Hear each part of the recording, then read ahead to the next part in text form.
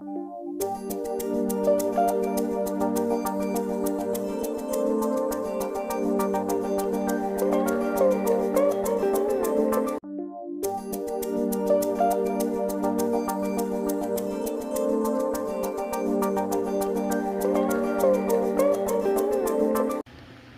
continuing on with my list of my top 30 favorite TV shows, we come to number 21 on the list. There's no doubt about it that the cartoons of the 80s and 90s hold a very special place in a lot of people's hearts, myself included, who grew up during that time period. A lot of these cartoons maybe don't hold up as well on their own merits, but for nostalgia's sakes, we still love them regardless, and only a few of them do hold up. And one of those shows that I think really does hold up after all these years, maybe one of the most influential cartoons for some of the cartoons that we'd see later on in the early 90s. I'm, of course, talking about number 21 on my list, Garfield and Friends. Come on in, come to the place where fun never ends. Come on in, it's time to party with Garfield and Friends. Come on in, it's time to party with Garfield and Friends. Garfield and Friends. And pay attention, there'll be a test at the end.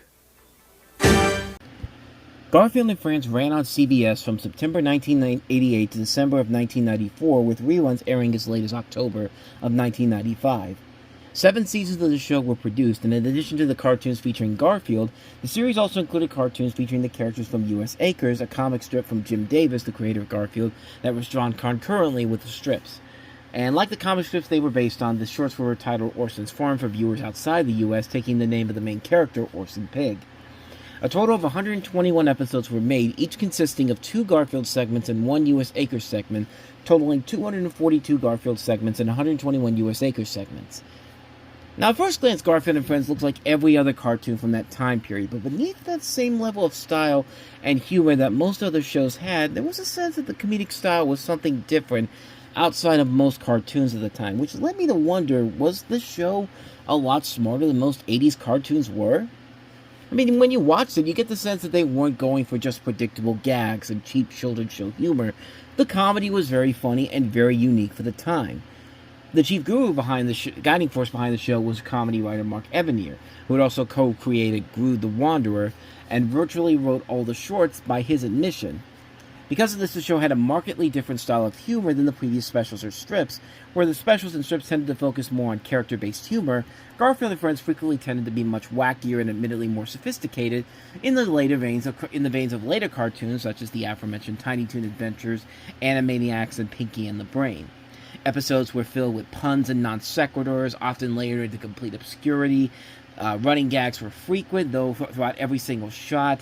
There'd be all these different things going on in the background, and they would even make fun of the network themselves, which was very unusual for a show in the 1980s. I mean, one of the best examples is when you had an episode of Garfield and Friends called Giant Radioactive Mutant Guppies, where Garfield and Norma were basically fighting off against these creatures, these sewer creatures, and they flushed them down the sewers, only to end up in this quickie from U.S. Acres, and they showed up back there, and then one of them is basically going like, hey, come on, guys, maybe we can go ahead and get on the Muppet Babies, which at the time was the show that followed Garfield and Friends after that. So, I mean, it's really, really clever stuff for the time. It was something that was done just a few years before shows that would make this the norm, like Tiny Toons, Animaniacs, Pinky and the Brain, did it, and that was very interesting overall. There's another great one where Mistakes Will Happen is an episode where, they talk about all the mistakes that people talk about behind the scenes. Like, the show was so good at creating satire in the best ways possible. Like,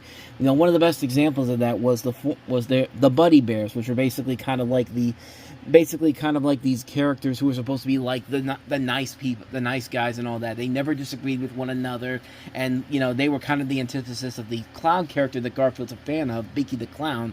Even not really a fan of, because he's like the main centerpiece of Garfield's.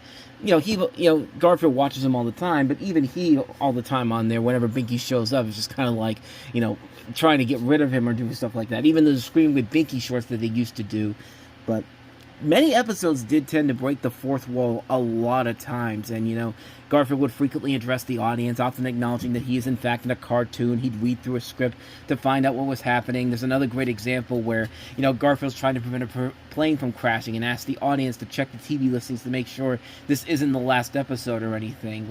There's another short where he refuses to do the cartoon and says, "Go away, I'm not in this episode." And then it's just these crazy things that were very different from what you were seeing back then. Another great example, there's a great 2-part episode where, John falls in love with this Elvira-like horror hostess, and then, it's a 2-part episode, so they're splitting it up into 2 segments in the same episode. So, there's the part where we get to the end of the first part where Garfield's just like, "No, we got to stop what we're doing. Is because the cartoon's almost over," and said, and the thing just cuts to the end of the cartoon, and he goes straight into U.S. Acres, and then it comes back to the second part of the storyline. That's a testament to the brilliant comedy style of the show. I mean, even U.S. Acres had some great moments like that. There's a great episode called Deja Vu where the show pretty much makes fun of itself. There's a part where Orson's talking to Roy and asks him, "Do you know what it means when you're doing something you've done before?" And Roy says, "The writer's running out of ideas." And Orson says, "No." And Roy responds with, "Because that happened during the second season." Even the show itself makes fun of the fact that they repeat the same stories over and over again. Even though, let's be honest, the last 2 seasons do pretty much repeat the same stories over and over again. I mean, it's not that hard to see that if you watch the show from the beginning to the end. But yeah, it is sort of a precursor to the renaissance of cartoons we get from Warner Brothers with Tiny Toons, Animaniacs, Pinky and the Brain, even Freakazoid a little bit, and other shows that would use this style of comedy, but nobody ever really talked about this for the longest time. And when they did, it would mostly start off when Tiny Toons began. But this was 2 years before Tiny Toons started. Garfield and Friends is a great show that still holds up after all these years. The animation is still well done. The comedy is surprisingly very smart. They combine humor both kids and adults can relate to. It works very well. They also break the fourth wall long before Tiny Toons and Animaniacs did it. It's a great show. It's out there on DVD. It's out there in various forms.